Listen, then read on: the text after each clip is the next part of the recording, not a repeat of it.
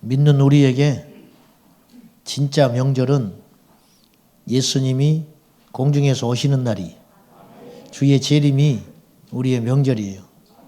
명절이 기쁘기도 하지만 명절 가서 싸우고 오기도 해요. 그죠? 너 아직도 취직 안 했냐? 수집 안 간 사람들이 있어요. 청년들이. 너 아직도 장가 안 갔냐? 그 소리 듣기 싫어서 안 간다는 거예요. 응? 명절이라고 해서 꼭 기쁜 건 아니에요. 그러나 하늘의 문이 열려서 우리 예수님 오실 때 그날이 진짜 우리의 명절이고 우리의 고향은 저 천국에 있습니다. 로마서 말씀에 보면 우리가 하나님께로부터 와서 하나님을 위해 살다가 하나님께로 돌아가는 것이 우리 인생이죠. 이제 우리 하나님께로 돌아가는 그날이 본향에 들어가는 날입니다. 사랑하는 여러분, 좋은 것도 다 그때뿐이고 만난 것도 그때뿐이고 그죠? 또 힘든 것도 지나가요. 그러니까 힘들고 나쁘고 좋고 하나님이 높이시면 높이는가 보다 또 높이시는 대로 쓰임 받으면 되는 것이고 또 어느 날 나직해 하시면 또 낮추시는 대로 하나님께 할 일이 있어서 그러시는가 보다 부욕해 하시면 부욕해 하시는 대로 또 거듭하시면 거듭하시는 대로 그런 것들이 나를 지배하지 않은 상태가 진짜 믿음의 상태라. 그러니까 이제 막 좋으면 좋았다가 또 떨어져 버리면은 절망에 빠져 있으면 그 사람은 그동안 하나님을 믿은 게 아니고 환경을 믿어왔다는 반증이 되는 것이에요. 그러니까 우리가 그렇게 얕은 믿음이 돼서는 안 되겠습니다. 오늘 낮에 어떤 분이 저에게 목사님 오늘 제가 성령을 꼭 충만히 받고 싶습니다. 문자를 보냈어요. 마음이 울컥하더라고. 그렇구나. 얼마나 사모하면 이럴까. 이 밤에 이렇게 사모하는 마음을 가지고 오셨는데 성령의 충만함이 꼭 있으시기를 축복합니다. 제 학교 다닐 때 제 친구가 그렇게 성령 받기를 원했어요. 모태신앙인데 성령 받기를 원해. 막 뜨거워지고 싶다는 거예요. 아주 뜨거운 여름날 장신대 가면 기도탑이 있어요. 지금 없어져 버렸지만은 그 기도탑에 가지고 와가지고 방이 이만한 홀이 있어요. 한 20명 들어갈 만한 방이.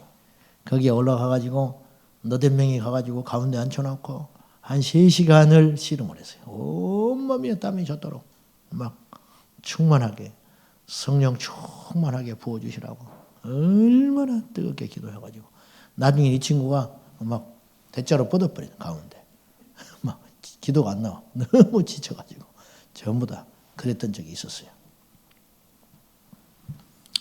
뭐 그랬다 그 말이에요. 그냥 그랬다 그 말이에요. 너무 신경 쓰지 마시고. 자, 바울은 마침내 우여곡절 끝에 로마에 도착합니다. 여기까지 오는 길이 결코 순탄하지 않았습니다. 예루살렘에서 잡혀가지고 오랫동안 벨릭스 총독, 베스도 총독 그렇게 시달리다가 이제는 내가 로마의 시민권자다 하므로 가이사에 가서 재판을 받겠다. 그래가지고 로마로 가게 되는 거죠.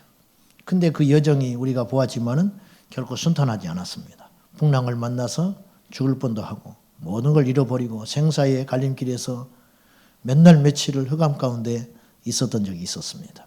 근데 하나님께서 주의 사자를 보내셔서 말씀하시기를 안심하라. 재산의 피해는 있을지 모르나 한 사람도 생명에는 해함이 없다. 그 바울이 탐대하게 이걸 선포하죠. 그래가지고 고난은 있었어요. 분명히.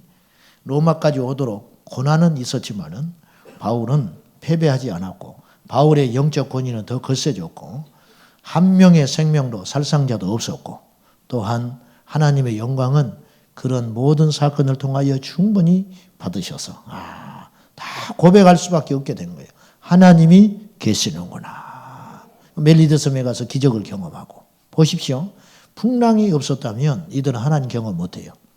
풍랑이 있었기 때문에 역설적으로 하나님을 경험하게 되는 그런 놀라운 복을 받게 된 거예요. 우리가 고난을 통해서도 믿음으로 견디고 인내하면 주님의 영광은 더욱 커집니다. 초대교회의 진정한 힘이 어디 있었는지 아십니까? 초대교회는 숱한 고난 앞에서도 무너지지 않는 절대 믿음. 여러분, 상대적 믿음이 아닌 절대 믿음. 날씨에 따라 좌우되는 믿음이 아니고 기분에 따라 믿지 말라고 제가 누차 이야기했어요. 기분에 따라 예수 믿으면 안 돼요. 어느 날 예수님 잘 믿다가 어느 날 잘 안 보여. 왜 그러냐? 갱년기 왔다는 거예요. 우리한테는 안 통하는 소리라 그런 것이. 예? 물론 그런 것이 좀 있기는 있죠.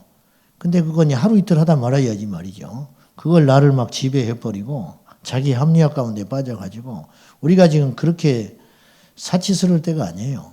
우리가 생명을 다루는 영적 전쟁 상태에 있기 때문에 좀 머린정하고 재미없게 생각할지는 모르나 진짜 우리에게 재미진 날은 오지 않은 거라니까요. 천국에 가야 진짜 재미진 거예요.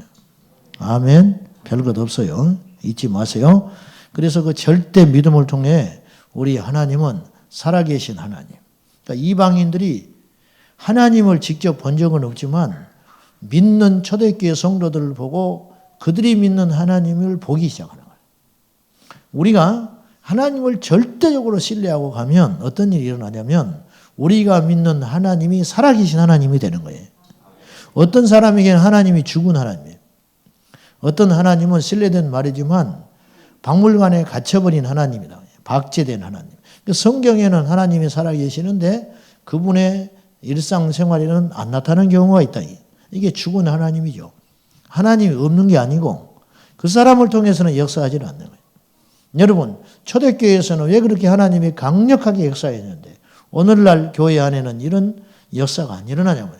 꼭 뭐 병든 자가 일어나고 귀신이 나가고 안진병에게 일어나는 그런 표적들뿐만 아니라 하나님의 살아계신 증거는 진짜 증거는 어떠한 위기와 상황 속에서도 절대 굽히지 않고 무너지지 않는 절대 믿음의 용사들. 그런 사람들이 진짜 믿음이라. 초대교회는 황금마차가 있었다잖아요. 콜로세움 경기장에 굶주린 사자들이 이렇게 어슬렁어슬렁 계단을 타고 올라와요. 풀어놓으면. 몇 날 며칠을 굶은 사자들이. 그러면 사정없이 달려가서 그러나 그들은 기꺼이 자기 생명을 바칠지언정 순교할지언정 예수 그리스도를 부정하면 누구든지 간에 저 황금마차에 태워서 평생 호의호식하겠다고 유혹했지만은 그 황금마차에 오른 자가 한 명도 없었다는 거예요. 이게 초대교회의 능력이라는 거죠. 이게 진짜 능력이라. 오늘날 우리 예수를 믿는 현대 저나 여러분이나 현대 교인들인데 현대 성도들은 참 약해요. 영적으로 너무너무 약하다고. 쉽게 무너져 버리고 쉽게 타협해 버리고 쉽게 자기 합리화를 해버리는 그런 일이 너무 많다고. 하나님이 무슨 역사를 딱 보여주려고 하면 우리가 무너져 있는 거예요. 기적을 뭔가 베풀려고 하면 우리가 이미 타협하고 있는 거예요. 이런 일들이 너무 많잖아요. 그러므로 우리가 하나님 앞에 믿음으로 절대 믿음을 가지고 포기하지 마시기 바랍니다. 바울은 왜 로마에 왔는지 정확히 알고 있는 사람이에요. 재판을 이기려고 온 사람이 아니에요. 억울하게 예루살렘에서 자기가 붙잡혀가지고 억울하게 옥살이하기 싫어서 정당한 재판을 받고 싶어서 로마에까지 온 사람이 아니에요. 바울은 생사초월을 한 사람이에요. 로마에 온 이유가 무엇에 있었냐? 전 세계의 지배자였던 로마 심장부에 로마 제국의 심장부에 와서 복음의 핵폭탄을 던지고 싶은 거예요. 하나님도 그걸 원하셨고 하나님도 그리하여 그 당시 알다시피 모든 길은 로마로 통한다. 이 말은 로마가 전 세계의 문화와 정치를 지배했다는 뜻도 되지만 실제로 길이 잘 닦였어요. 로마가 인류에게 물려준 유산 중에 하나가 길입니다. 로마는 길을 잘 닦는 명수들이었어요. 그래서 수백 년이 지나도 지금까지도 그 닦여진 길이요 무너지지 않고 있어요. 놀라운 기술을 갖고 있었어요. 우리나라처럼 길을 금세 닦지 않았고 수년 동안 길을 닦았어요. 다지고 그래서 체계적으로 길을 기가 막히게 잘 닦아놨어요. 아이러니하게도 우리 주님께서는 그 로마 제국을 사용하셔서 그 잘 닦여진 길로 복음의 수출을 하신 거예요. 나중에. 어쨌든 그래서 바울이 로마에 들어간 것은 우연한 일이 아니고 하나님의 경륜과 섭리. 경륜이라는 말은 에베소서에 나오는 말인데 경륜이라는 말은 원어로는 이코노믹이라는 말이에요. 경영한다는 뜻이에요. 하나님께서 경영한다. 하나님께서 통치하시고 하나님이 기획하시고 뭔가를 끌어간다는 거예요. 하나님이 바울을 경영하고 계시는 거예요. 지금 로마를 경영하고 계시는 거예요. 우리 인생도 마찬가지입니다. 할렐루야. 이 나라를 하나님 경영하고 있고요. 하나님 우리 교회를 경영하고 있고요. 여러분의 가정을 경영하고 있고요. 여러분의 인생을 경영하고 있어요. 그러므로 우리가 해야 할 일은 무엇이냐면 뜻을 정하여 주님만을 바라보는 거예요. 다니엘서 1장 8절에 보면은 다니엘은 뜻을 정하여 왕의 진미로 자신을 더럽히지 않기로 뜻을 정해버렸다는 거예요. 뜻을 정하니까 하나님이 돕기 시작하는 거예요. 우리가 믿음을 보이면 하나님은 우리를 도우신다는 거죠. 하나님은 우리에게 날마다, 달마다, 해마다 평생에 걸쳐서 어떤 만남이나 환경을 통하여 우리를 통하여 일하고 계시다는 걸 아셔야 됩니다.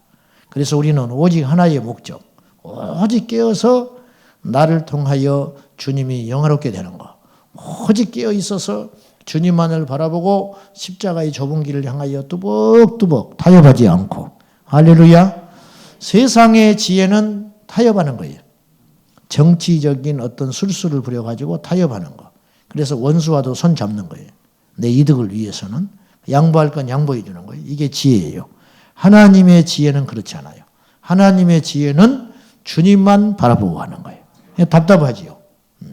답답하고 타협하지 않지요. 그러나 그 길이 승리의 길이라는 거예요. 우리가 깨어있어 오직 주님만 바라보고 전진하면 반드시 승리합니다. 믿습니까? 극단적인 예로 요셉을 들 수가 있어요. 요셉은 종으로 팔려가잖아요. 그리고 성결하기 위해서 죄수가 됩니다. 억울한 죄인이 되죠. 억울한 죄인이 되었는데 훗날에 알게 돼요. 그것 때문에 요셉이 총리가 됐어요. 그래서 우리는 요셉이 막 총리 된 거, 이것에 초점을 맞추거든요. 요셉이 종으로 팔려갔다. 근데 죄수가 되었다더라. 근데 끝나지 않고 그의 인생이 마지막에 믿음을 지키고 인내하였더니 결국은 하나님이 그를 총리로 만들어 주셨다. 이것에다가 포커스를 맞추는데 정작 요셉은 총리 되는 거 그거에 별 관심이 없는 사람이었어요. 요셉은 하나님의 뜻이 자기를 통해서 이루어지는 것으로 충분히 만족했던 사람이에요. 어떻게 해서 그걸 알 수가 있냐면, 알 수 있는 대목이 뭐냐면 그는 교만하지 않아요. 그리고 형제에게 복수하지 않습니다. 만약에 총리 되는 것, 그리고 자기가 애굽에서 성공하고 출세하는 것, 그것이 자기 인생의 목적이었다면 그것을 가진 다음에는 더 큰 꿈을 꿀 수 있어요. 더 큰 욕망, 세상적으로. 그리고 자신이 가진 힘을 통하여 뭔가를 구축하려고 했을 거예요. 그러나 요셉은 그렇게 살지 않아요. 요셉은 형제들을 완전히 용서해버리고 그는 그의 아버지 야곱이 70명의 식소를 이끌고 애굽으로 내려왔을 때 유력한 자들과의 경계를 그어버립니다. 무슨 말이냐면 애굽 사람들은 목축업이 가증스러운 걸로 여기기 때문에 농사를 귀한 것으로 여겼어요. 근데 목축업을 했다고 밝히라고 그래요, 야곱에게. 요셉이 2인자거든요. 얼마나 유력한 자들에게 요셉에게 가족을 맺으려고 몸부림을 쳤겠어요. 근데 요셉은 스스로 끊어버려요. 보통의 경우 우리가 예수님을 믿는다 하면서도 그것에 유력하게 줄을 대내려고 해요. 그리고 대는 것을 하나님 뜻이라 생각하고 그래 가지고 뭔가 이루어지면 감사하다고 그래요. 요셉은 그렇게 생각하지 않았어요. 그러니까 이 믿음의 수준이라는 게 완전히 다르다는 거예요, 우리하고. 우리는 어느 조그마한 재주나 뭔가를 얻게 되면 그걸 가지고 뭔가 누리려고 하고 그걸 가지고 뭔가를 크게 하려고 하고 그걸 이용해 가지고 뭔가 내 기반을 닦으려고 해요. 기도하지만, 예배하지만, 입술로 주여 주여 하지만 그것으로 간다고요. 100이면 100. 그러나 요셉은 그렇지 않았다는 거예요. 그러려고 친다면 요셉이 그런 어리석은 짓을 할 수가 없어요. 바로에게 잘 보여야 하고 유력한 자들과 줄을 내려고 한다면 목축업 했던 것도 숨기라고 해야 할 판이에요. 그러나 밝히라고 그래요. 알았어요. 가정이 여길 걸 안 거예요. 일부러 비주류가 되기로 결단해버리는 거예요. 그리고 밀려나가지고 중심부에 살지 않고 고센 땅에 가 살아요. 이유가 뭐냐? 섞이지 않게 하려고. 왜냐? 요셉은 분명히 알았어요. 요셉의 생애가 창세기에서 제일 많은 부분을 차지하고 있는데 그것을 성경은 밝혀 있지는 않지만 요셉의 일생을 우리가 추적하면서 추측해 볼 수 있는 건 뭐냐면 요셉은 아브라함과 이삭과 야곱과 요셉의 생애는 특징이 있는데 하나님의 약속의 말씀을 그대로 붙잡고 그걸 성취하는 삶을 자신들의 인생의 목적으로 삼았다는 거예요. 자, 무슨 뜻이냐면 창세기 15장 3절에 보면은 아브라함이 하나님의 계시를 받습니다. 무슨 계시를 받냐면은요. 너는 반드시 할라. 15장 13절에 너는 반드시 할라. 네 자손이 이방에서 객이 되어 그들을 섬기겠고 그들은 400년 동안 네 자손을 괴롭힌다 그래요. 하나님이요. 기간까지 명시를 해버렸어요.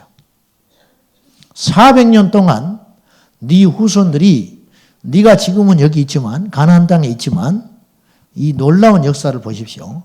너는 지금 가나안 땅에 서 있지만 네 후손들은 애굽에 내려가서 400년 동안 종살이한다. 이게 언제 예언된 것이냐? BC 2050년경에 하나님이 아브라함에게 예언하신 거예요. 근데 그 후로 400년 후 정확히 1446년 이스라엘 백성들이 모세의 영도 아래 람셋에서 출발합니다. 1446년. 그리고 440년이 지난 후에 1406년에 여호수아를 통하여 가나안 땅에 정확히 입성해 버려요. 400년 만에. 그러니까 이걸 성취하려면 전제 조건이 있어야 돼요. 뭐죠? 이스라엘 백성들이 애굽에 내려가야 해요. 그런데 보세요. 아브라함이 거부였습니다. 이삭이 거부였습니다. 야곱이 거부였습니다. 애굽에 내려갈 이유가 하나도 없는 거예요. 삶이 형통하고 편안한데 뭐라 위험한 이주길을 가겠어요. 안 가는 거지요. 그래서 하나님이 쓰는 방법이 두 가지가 있었어요. 하나는 온 천하에 흉년들게 한 거예요.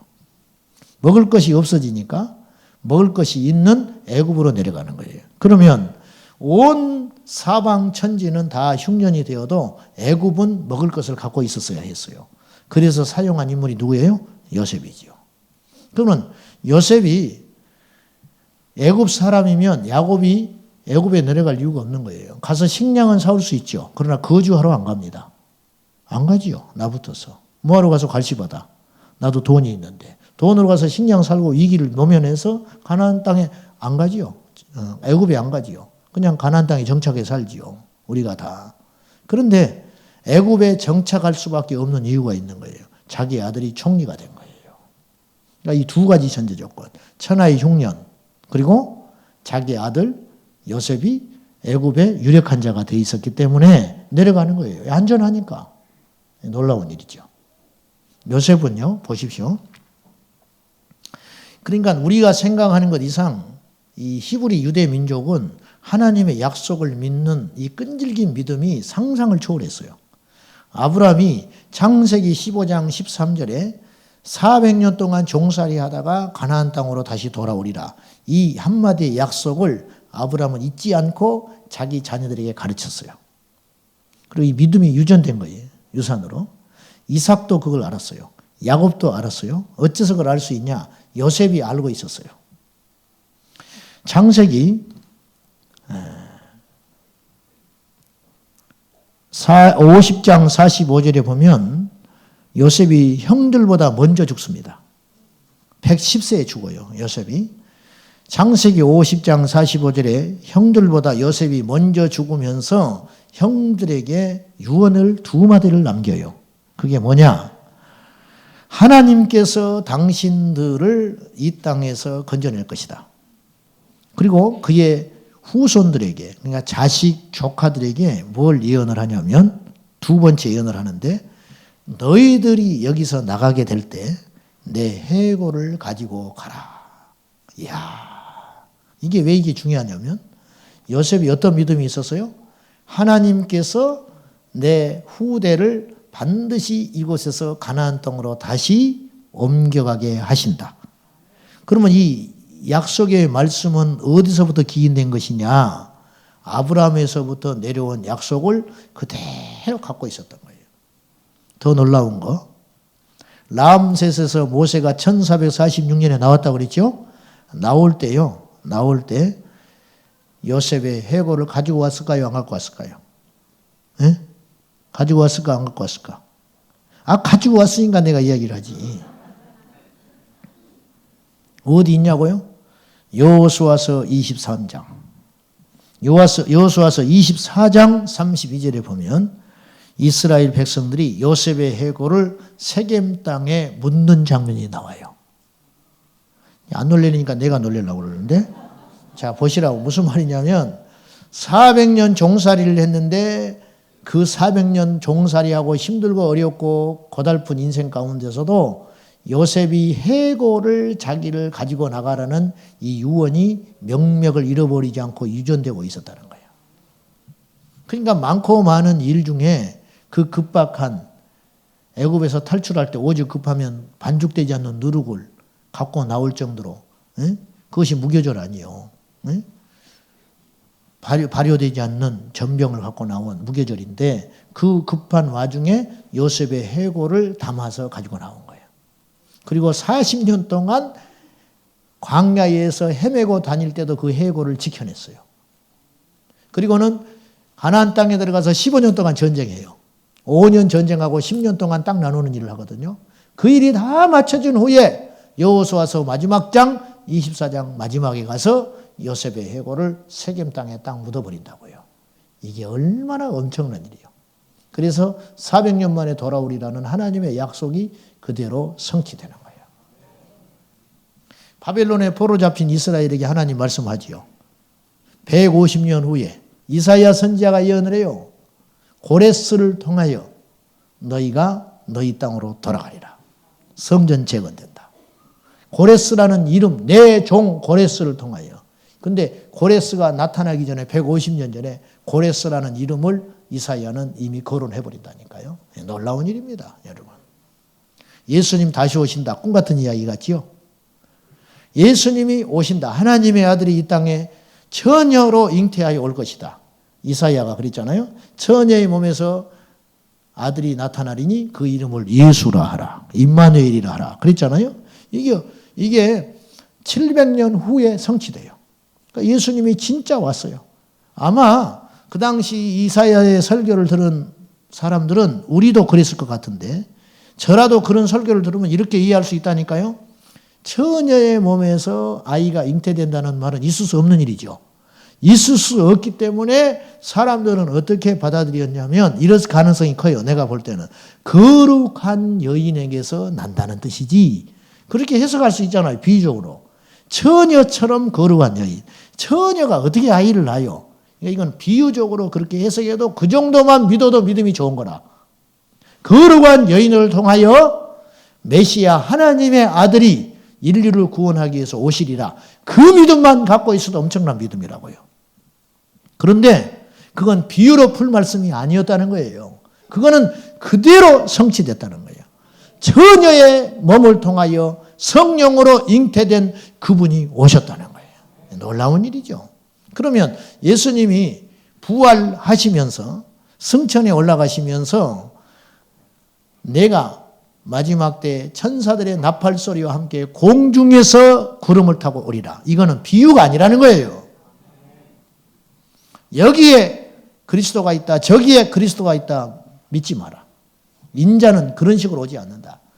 번개가 동에서 서로 번쩍인 것 같이 모든 인류가 알듯이 오시리라. 그러니까 누가 뭐 지금 예수가 왔다. 그 행세하는 것들 전부 가짜들이라. 그 뭐 말할 가치도 없는 것들이에요. 왕관 쓰고 뭐 예수 이렇게 써 있는 인간도 있어요. 봤어요? 이렇게 수염 기르고 참 기가 막힌 일이라. 이게 수염을 길렀어요. 그러니까 눈이 아주 맛이 갔어. 이렇게 해가지고 이렇게 가름하게 생겨가지고 이렇게 수염 기르고 여기다가 뭐 이게 휘장 같은 걸 들었어요. 여기다가 예수 그렇게 썼어. 그리고 왕관을 썼어. 더 기가 막힌 것은 그런 사람을 예수라고 가서 추앙하고 있는 사람이 있다는 거예요. 이 악령의 역사는 이렇게 더럽고도 집요한 거예요. 아무튼지 간에 하나님의 약속은 반드시 성취된다. 선을 자세히 보십시오. 볼펜으로 줄을 쭉 그어보세요. 멀리서 보면 완벽한 선이에요. 현미경으로 보면 다 떨어져 있어요. 점이에요. 그렇죠? 현미경으로 보면 점일 거 아니에요. 아무리 정교한 선도 이어있지 않아요. 우리 눈으로 볼 때 선인 것 같지. 현미경으로 보면 점이듯이 그 점 하나하나는 의미가 없어요. 근데 그 점 하나하나가 모여서 선이 되는 거예요.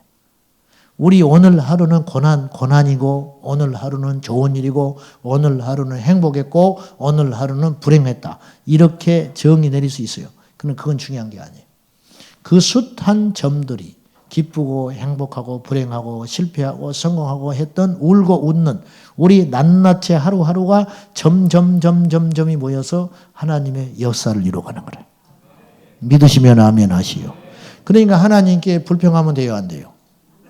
그래서 하나님께 감사하고 하나님의 뜻을 믿음으로 수용하는 것. 이것이 큰 믿음이라는 뜻이죠. 우리는 하나님의 이 큰 경륜 옆에 점과 같이 아주 작은 존재예요. 요셉이 대단해서 쓰신 게 아니에요. 사실 하나님이 요셉을 택한 거예요. 택한 거. 아브라함이 이뻐서 쓴 게 아니에요. 하나님이 일방적으로 창세기 12장에 오면 일방적으로 아브라함에게 찾아와요. 아브라함이 막 하나님을 찾고 그러지 않았어요. 성경을 보시라고. 아브라함이 작정하고 40일 금식기도 하고 새벽기도 하지 않았다고. 어느 날 있는데 하나님이 아브라함에게 찾아오셔서 말씀을 주신 거예요. 너는 본토 친척 아비 집을 떠나라. 이 한마디에 아브라함이 선택받은 거예요. 그래서 너를 이제부터 아브람이라 하지 말고 아브라함이라 해라. 이름 바꿔버리는 거예요. 하나님이 쓰시겠다는 거예요. 어느 날 택정해버린 거예요. 그것을 박영선 목사, 남포교회 박영선 목사님은 하나님의 열심이라는 표현을 썼어요. 아브라함의 열심이 아니다. 이삭 순종 아니다. 야곱 그 지치지 않는 열정, 그 깨돌이 그거 아니야. 하나님의 열심이 그들을 만들어냈다. 그렇죠? 여러분, 하나님의 열정이 오늘 우리를 끌고 가는 것이지 우리 아무것도 아니에요. 이걸 꼭 잊지 마세요. 자존감을 내리라는 뜻이 아니라 모든 결정과 권한은 하나님께 있다. 오직 우리는 순종함으로 내일 일을 염려하지 말고 오늘 하루의 괴로움은 그날로 족하다. 내일은 내일이 염려한다. 한날 수고 많이 했다. 하나님이 딱 그러시잖아요. 바울이 전한 복음의 핵심은 하나님 나라입니다. 예수요 십자가입니다. 이 같은 말이에요. 23절 봅시다. 그들이 날짜를 정하고 그가 유숙하는 집에 많이 오니 바울이 아침부터 저녁까지 강론하여 뭘 증언했어요? 하나님의 나라를 증언하고 이거는 과정. 모세의 율법과 선지자의 말을 가지고 이것도 과정. 뭘 이야기하려고 하는 거예요? 예수. 모세 율법이 목적이 아니에요. 이스라엘 백성들은 그 당시 유대 율법주의자들은 모세 율법에만 딱 머물러 있는 거예요. 율법을 주신 하나님의 의도를 몰라요. 율법을 통하여 예수를 주시려고 하는 것인데. 그래서 모세 율법, 선지자가 다 외친 게 뭐예요? 선지자들의 결론은 뭐냐? 예수가 오신다. 그것이거든요. 이걸 모르는 거예요, 지금. 이스라엘 백성들은. 선지자만 보는 거예요. 모세 율법에 머물러 있는 거예요. 바울은 이걸 깨달았어요. 하나님 나라와 모세 율법과 선지자의 말을 통하여 예수를 전하니라. 모든 율법이 누구를 말하고 있는 것이냐? 모든 선지자들이 누구를 말하고 있느냐? 예수다, 예수. 그 예수를 믿어라. 그 예수를 알라. 그래서 바울은 예수를 세계 제국의 심장부 로마에서 외치기 시작한 거예요. 놀랍지요? 놀랍. 이 복음의 핵폭탄이 떨어지는 거죠. 그런데 현상이 어떤 현상이 일어났냐? 24절 보세요. 그 말을 어떤 사람? 믿는 사람도 있고 믿지 아니하는 사람도 있었다. 복음은 바르게 증거됐는데 사람들의 반응은 달랐다. 다른 반응을 보이기 시작했다는 거예요. 그리고 왜 이런 현상이 일어났을까? 바울이 영적으로 진단하는 거예요. 똑같이 동일한 사람들에게 예수를 전했는데 어떤 사람은 믿고 어떤 사람은 거절했다. 거부했다. 이거죠.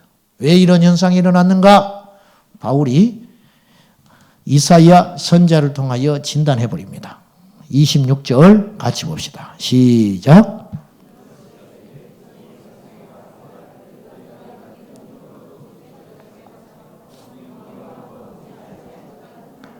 귀는 왜 있어요?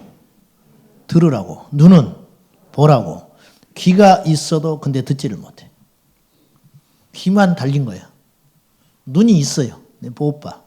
귀가 있어도 듣지 못하고 눈이 있어도 보지 못한다. 이런 사람이 수두룩해요. 예수님 당시에도 있었고, 예수님을 앞에 두고도 예수님을 못 봐. 예수님이 행한 일을 보고도 하나님의 아들로 인정 안 해. 예수님이 하신 말씀을 듣고도 예수님이 하나님의 말씀이라고 믿지 못하는 거죠. 왜 이런 현상이 있었느냐? 그 이유는 27절 때문에 그렇다는 거예요. 바울이 진단하는 바, 이 백성들의 마음이 어떻게 했다고요? 우둔하여졌다. 이 우둔하다라는 말은 어떻기에는 어리석다, 그렇게 표현할 수 있는데, 원어에는 무슨 뜻이냐면, 따라합시다. 두껍다, 살쪘다, 그런 뜻이에요. 두껍고 살쪄 있다는 뜻이에요, 원어에는. 그러니까 원래 원뜻은 물 한 방울 들어오지 못하게 틈새를 막아버리는 거, 그런 뜻이 있대요. 그러니까 말씀이 한 점도 들어가지 못하는 거예요. 마음이 살찌고 두꺼워져 있어가지고 이만큼도 틈이 안 보이는 거예요. 세상적 가치관, 자기의 선입견, 이걸로 꽉 차 있어가지고 말씀이 그 틈새 가운데 들어가지를 못하게 해버린다는 거죠. 이걸 마음이 우둔해진 상태다, 그렇게 표현을 했어요. 자, 중요하니까 이사야서 6장을 한번 찾아봐요. 이 말씀은 바울과 또 예수님도 인용을 하셨어요. 이사야서 6장 9절 보세요. 자, 이 말씀 인용하신 거예요. 9절과 10절. 바울이 구약 성경에 능통한 자이기 때문에 이사야서 이 말씀을 가지고 자신이 전한 복음을 거부하는 자들에게 이렇게 딱 진단한 거예요. 9절, 10절 찾으셨어요? 자, 읽어봅니다. 975면 시작. 여호와께서 이르시되 가서 이 백성에게 이르기를 너희가 듣기는 들어도 깨닫지 못할 것이요 보기는 보아도 알지 못하리라 하여 이 백성의 마음을 둔하게 하며 그들의 귀가 막히고 그들의 눈이 감기게 하라. 염려하건대 그들이 눈으로 보고 귀로 듣고 마음으로 깨닫고 다시 돌아와 고침을 받을까 하노라 하시기로. 자, 이 보십시오. 이 말씀이 얼마나 무서운 말인지 보세요. 제가 이 말씀 읽을 때마다 의문점과 함께 무서운 생각이 드는 거예요. 무슨 말이냐면 우리 하나님이 원치 않는, 염려하는 게 있다는 거예요. 저들이 돌아올까 겁난다. 역설적이죠. 저들이 귀가 있어도 듣지 못한다. 눈이 있어도 보지 못한다. 놔둬라. 놔둬. 하나님의 말씀을 거부하는 자 놔둬라. 돌아올까 싶다. 깨달을까 싶다. 회개할까 싶다. 하나님이 이렇게 진노한 상태. 이사야 선지자가 활동할 당시가. 바울은 여기까지는 인용을 안 했어요. 듣기는 들어도 귀가 있어도 듣지 못하고 눈이 있어도 보지 못한다. 여기까지만 인용을 했는데 예수님은 이 나머지 10절 말씀까지 다 인용을 했어요. 마태복음 13장에서. 돌이킬까 두렵다. 돌이킬까. 그리고 복이 뭐냐? 복. 부자 되는 거 아니에요. 나쁜 것은 아니지만 그건 꼭 복이라 할 수 없어요. 부자 돼서 망가진 사람이 많아요. 건강해진 것이 꼭 복이 아니에요. 건강한 것이 좋지만 보십시오. 때로는 내 영혼이 목마르고 갈급하게 하여 절박한 것이 복일 때가 있다는 거죠. 복이 뭐냐? 말씀이 들려오는 게 복이라. 복이 뭐냐? 예수님이 믿어지는 거예요. 교회를 50년 다녔는데 안 믿어진 사람이 있대. 그리고 죽었어요. 그런 상태로. 예를 들면 얼마나 불쌍해. 얼마나 괴로웠겠어. 자기 딴으로는. 죄와 싸우느라고. 응? 나름대로 믿음으로 살기 위해서 몸부림쳤을 거 아니에요.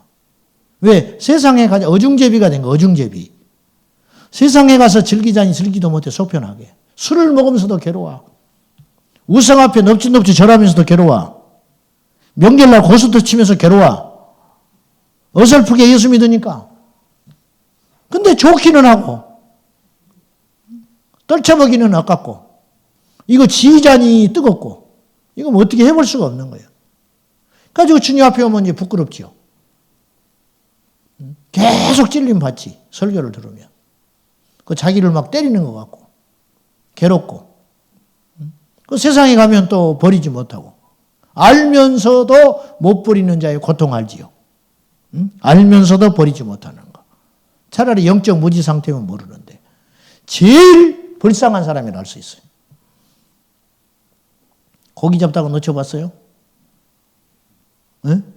고기 잡다 놓쳐보셨냐고. 저는 강가에서 숱하게 경험해봤어요. 아셔요? 유리로 호리병같이 생긴 거 있어. 이렇게 피레미 잡는 거. 들어가면 못 나와. 아시죠? 요새는 유리로 안 나오고 이제 더 세련되게 나왔더만 위험하지 않는 거. 그러니까 입구를 이렇게 모기장 그걸로 이렇게 막아가지고 고무줄로 묶어가지고. 아시나 모르겠네. 알죠? 말 안 해도. 이 젊은 친구들은 잘 몰라. 뭔지 모를 거야. 그걸 우리 고향에서는 벅수라고 그랬어. 벅수. 이름을. 거기가 들어가면 못 나와. 근데 그것이 아침과 저녁 2번 해야 돼요. 한낮에는 안 들어가. 해 뜰 때, 해질 때. 그때 고기들이 들어가요. 근데 된장을 보리밥에다가 섞어가지고 풀면 냄새를 맡고 모여들어요. 그러면 그 안에 있는 밥알을 보고 들어가기 시작한다고. 별소리를 다 하네 지금. 내가 무슨 말을 하려고 하냐면 한 번은 그걸 이렇게 강에다가 놨어요 제가. 그래서 다리 위에서 이렇게 봤어. 고기가 얼마나 많이 들어갔는지 하얗게 됐어. 들어갔는데 나오지를 못하고 몸부림을 치는데 뱅글뱅글 도는데 수백 마리가 들어간 것 같아. 과장된 말이 아니고. 그래요. 좋아가지고 얼른 내려갔어. 내려갔는데요. 너무 많이 들어가가지고 터져버렸어. 앞에 고무줄로 묶어놓은 거야. 얼마나 아깝던지. 지금도 아깝네.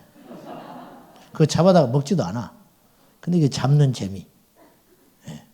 그래서 그 뒤로 또 놨죠. 안 들어가. 소문 나가지고. 신기하게. 차라리 안 잡히는 게 나아. 잡다 놓쳐버리면. 믿었는데, 믿는 거 아니지. 제대로 믿지 않아가지고 천국 문턱에서 떨어져 버리면 그 인생은 얼마나 비참하냐. 이루 말할 수 없이 비참하다. 두려운 공포지요.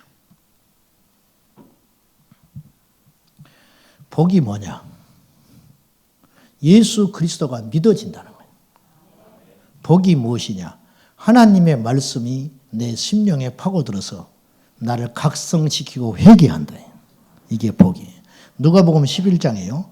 예수님이 설교를 하고 계셨는데 한 여인이 벌떡 일어나서 이렇게 외쳤어요. 당신을 뵌 태와 당신을 먹인 젖은 복이 있나이다. 이 여인이 뭘 아는 거예요. 유력한 유대 율법학자들도 예수님을 배척했습니다. 죽이려고 했대. 이 여인은 그 말씀이 귀에 들려온 거예요. 당신을 뵌 태는 복이 있고 당신을 먹인 젖은 복이 있나이다. 최고의 칭송을 한 거예요. 어떻게 당신 같은 분이 우리에게 오셨냐 이거예요. 예수님 말씀했어요. 내 말을 지키는 자가 복이 있느니라. 딱 그렇게 말씀하셨죠.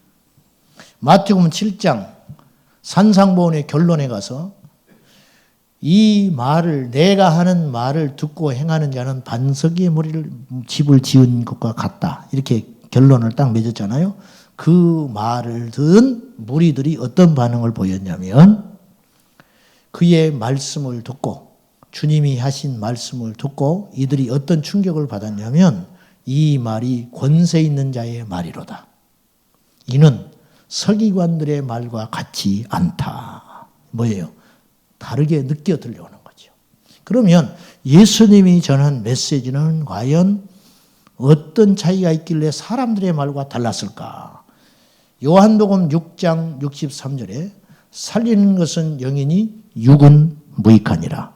내가 너희에게 이른 말이 영이요 생명이니라. 그렇게 말씀하셨어요. 즉 예수님이 하신 말씀은 두 가지.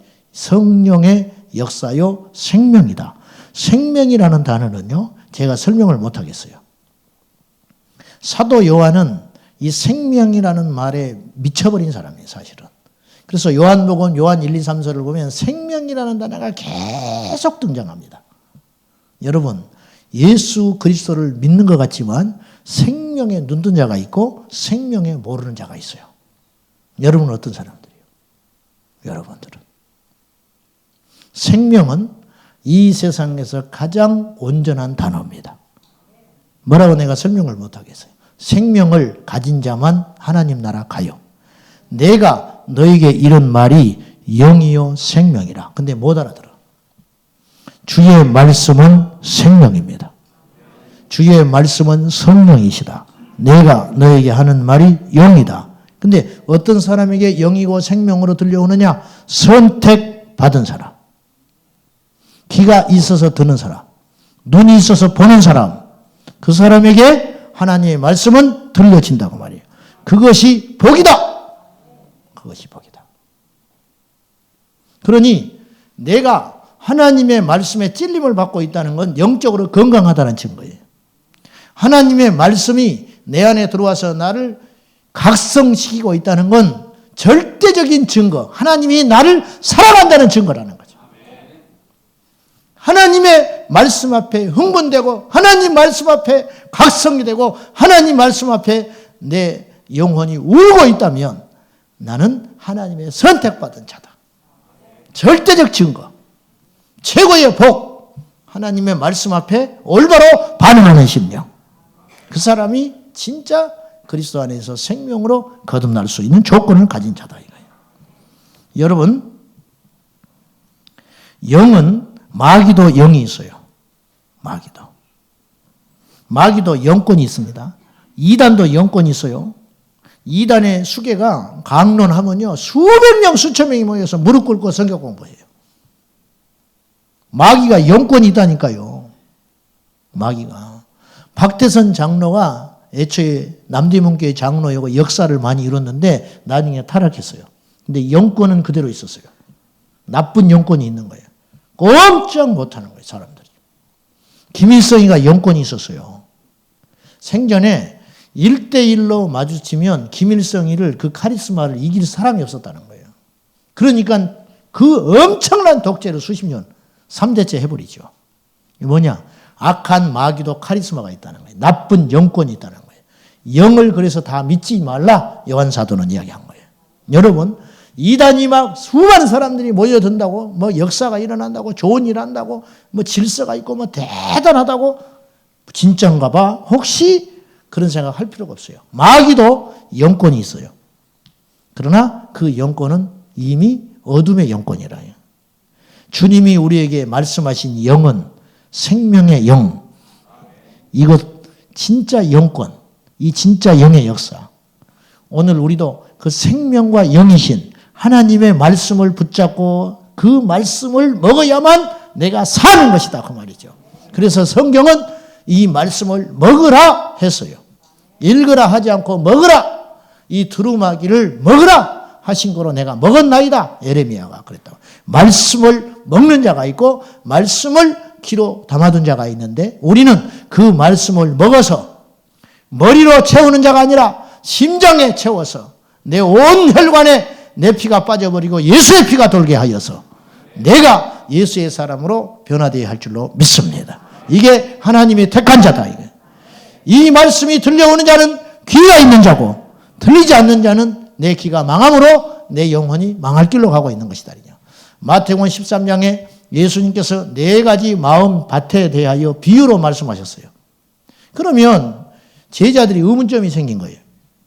예수님, 알기 쉽게 다 말씀하시지 왜 비유로 말씀을 하십니까?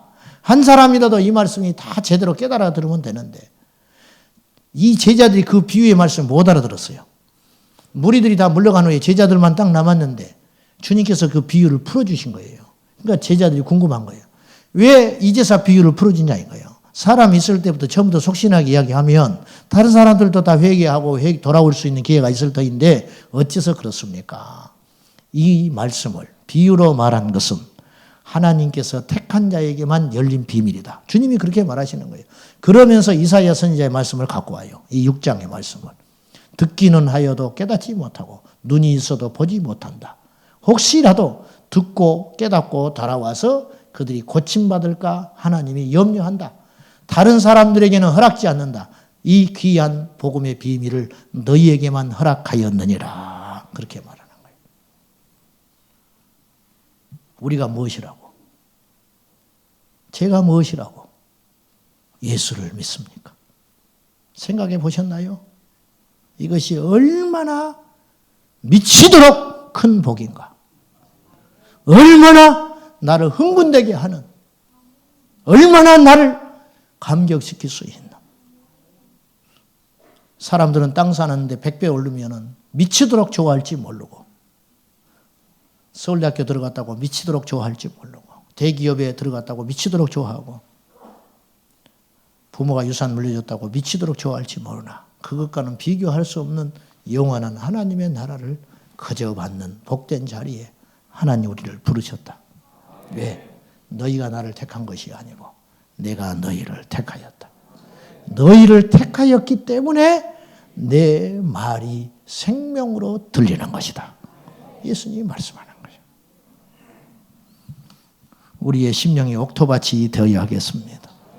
이 땅의 교회, 현대 교회 안에 수많은 사람들이 말씀을 듣되 즉시 뺏겨버리고, 수많은 사람이 말씀을 받되 돌밭에 뿌려져서 열매를 맺지 못하고, 가시밭에 뿌려져 열매를 맺지 못하고, 세상의 욕에 넘어지고, 세상의 환난에 무너지고, 세상의 재물의 욕심에 무너지고, 말씀을 때 즉시로 귓가에서 사탄이 쪼아버리므로 예배는 숱하게 드렸지만은 집에 돌아갈 때는 다시 허한 마음으로 돌아가는 비참한 그리스도인이 얼마나 많은가 하는 것이죠. 우리에게 길을 주신 하나님께 감사하고, 영의 귀가 열려져서 날마다 말씀을 잘 받아서 우리 삶에 놀라운 열매와 결실을 맺어가는 저와 여러분 꼭 될 수 있기를 예수님의 이름으로 축원드립니다. 기도합시다. 살아계신 하나님이요, 우리를 불쌍히 여겨주셔서 하나님의 말씀이 들려오지는 복 주시고 하나님의 역사가 보여지는 복을 주시옵소서. 떨어지는 낙엽을 보고도 하나님 말씀을 듣게 하시고, 내게 환난이 올 때 해도 하나님의 음성을 듣게 하시고, 기쁜 일이 있어도 하나님의 음성을 듣는 영적 지혜를 우리에게 허락하여 주시옵소서. 주여 우리 영혼을 깨워 주시옵소서. 이 밤에도 만나 주시옵시고 우리의 간절한 기도에 응답해 주시옵소서. 예수님의 이름으로 기도하옵나이다. 아멘. 할렐루야. 우리 찬송하실 때 내가 매일 기쁘게 찬송할 적에 우리 모두가 성령의 충만함 받기 원합니다. 자, 우리 뜨겁고 간절한 마음으로 명절이 어쩌라고? 다음은 없어요. 내일을 기약하지 마셔. 느슨하니 명절인데 어쩌라고? 응? 명절인데 어쩌라고? 명절이면 명절이지.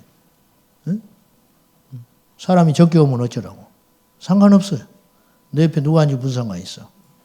오늘 야복강가에 선 심정으로 간절하게 찬송하고 주님을 찾으셔서 빈손으로 가지 말고 예수님 손잡고 꼭 가시기 바랍니다. 191장 찬송하시고.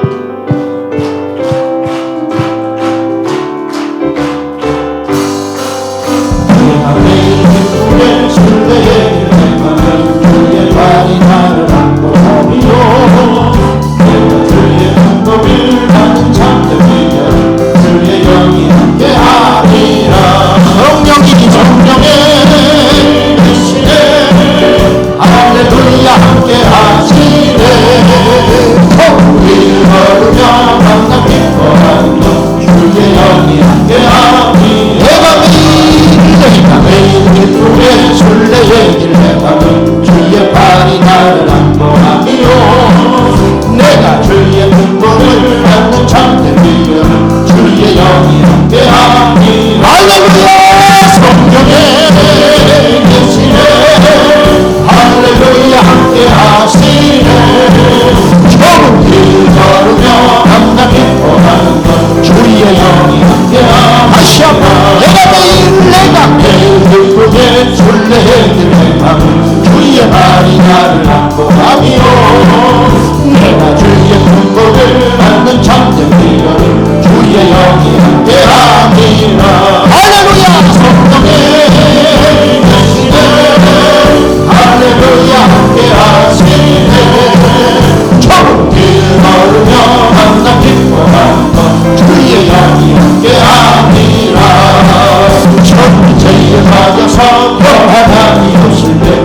예수 십자가의 공로 힘입어 그 발 아래 엎드려 참된 평화 얻으며 주의 영이 함께함이라. 성령의 역시네 할렐루야 함께하시네. 좁은 길 걸으며 만나 기뻐하는 것 주의 영이 함께함이라. 나와 동행하시고 모든 염려하시니 나는 숲에새와 같이 기쁘다. 내가 기쁜 마음으로 주의 뜻을 행하면 주의 영이 함께하니라. 아멘. 성령에 계시네 할렐루야 함께하시네. 좁은 길 걸으며 만나 기뻐하는 것 주의 영이 함께함이라.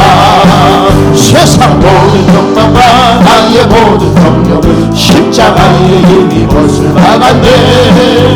모든 밤이 지나고 무거운 짐 벗으니 주의 영이 함께함이라. 할렐루야. 성령에 계시네 할렐루야 함께하시네. 좁은 길 걸으며 만나 기뻐하는 것 주의 영이 함께함이라. 내가 매일 기쁘게 순례의 길 행함은 주의 말이 나를 안보함이요. 내가 주의 근본을 받는 참된 미래는 주의 영이 함께함이라. 할렐루야. 성령에 계시네 할렐루야 함께하시네. 좁은 길 걸으며 만나 기뻐하는 것 주의 영이 함께하니. 천내 죄를 받아서 평안함이 없을 때 예수 십자가의 힘입어 그 발 아래 엎드려 참된 평안을 얻으면 주의 영이 함께하니라. 할렐루야. 성령에 계시네 할렐루야 함께하시네. 좁은 길 걸으며 만나 기뻐하는 것 주의 영이 함께하니. 나와 동행하시고 모든 염려하시니 나는 숲의 새와 같이 기쁘다. 내가 기쁜 마음으로 주의 뜻을 행하니 주의 영이 함께함이라. 할렐루야. 성령에 계시네 할렐루야 함께하시네. 좁은 길 걸으며 만나 기뻐하는 것 주의 영이 함께함이라. 세상 모든 욕망과 나의 모든 종교는 십자가의 힘이 옷을 막았네. 모든 밤이 지나고 무거운 짐 벗으니 주의 영이 함께함이라. 할렐루야. 성령에 계시네 할렐루야 함께하시네. 좁은 길 걸으며 만나 기뻐하는 것 주의 영이 함께하시네. 성령이 계십니다. 성령에 계시네 할렐루야 함께하시네. 좁은 길 걸으며 만나 기뻐하는 것 주의 영이 함께하시네. 성령이 계시네 성령에 계시네 할렐루야 함께하시네. 좁은 길 걸으며 만나 기뻐하는 것 주의 영이 함께하시네. 성령이 계시네 성령에 계시네 할렐루야 함께하시네. 좁은 길 걸으며 만나 기뻐하는 것 주의 영이. 예수님을 찬양합니다. 예수님 찬양 예수님 찬양 예수님 찬양합시다. 할렐루야. 예수님 찬양 예수님 찬양 예수님 찬양합시다. 할렐루야.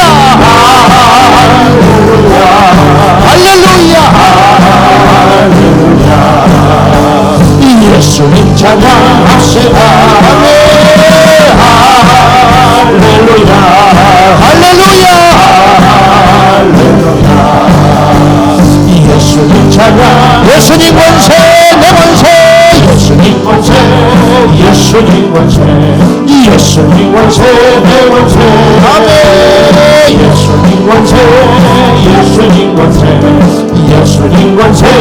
원수 할렐루야 할렐루야 예수님 원수 내 원수 아멘 할렐루야 할렐루야 예수님 원수 예수 이름을 부르는 자는 예수 이름을 부르는 자 구원을 얻으리로라 아멘 예수 이름을 부르는 자는 구원을 얻으리로라 할렐루야 할렐루야 할렐루야 예수를 얻으리로라 아멘 할렐루야 할렐루야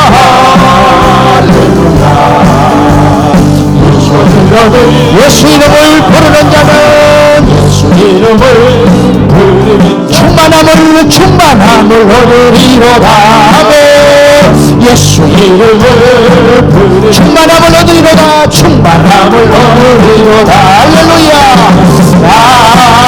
할렐루야 할렐루야 예수 이름을 부르세 예수 이름을 부르세 아멘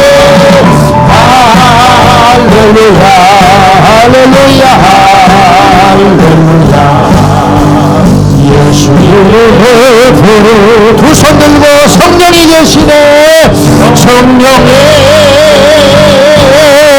계시네 할렐루야 할렐루야 함께하시네 좁은 길 걸으며 좁은 길 걸으며 밤낮 기뻐 주님 우리 이제 성령의 충만함을 주셔서 십자가의 길을 바로 걸어가게 하시고 말씀이 들려오게 하셔서 성령이 계시네 성령에 오셨네 오셨네 아멘 할렐루야 할렐루야 함께 하시네 좁은 길을 걸으며 좁은 길 걸으며 밤낮 기뻐하니 주의 이름 마지막으로 성령이 오셨네 믿음으로 성령이 오셨네 오셨네 할렐루야 할렐루야 함께 하시네 좁은 길을 걸으며 좁은 길을 걸으며 밤낮 기뻐하 주의 영이 함께합니다 주의 영이 주님을 세번 부르고 나의 생명을 다하여 주께 간절히 기도합니다 주여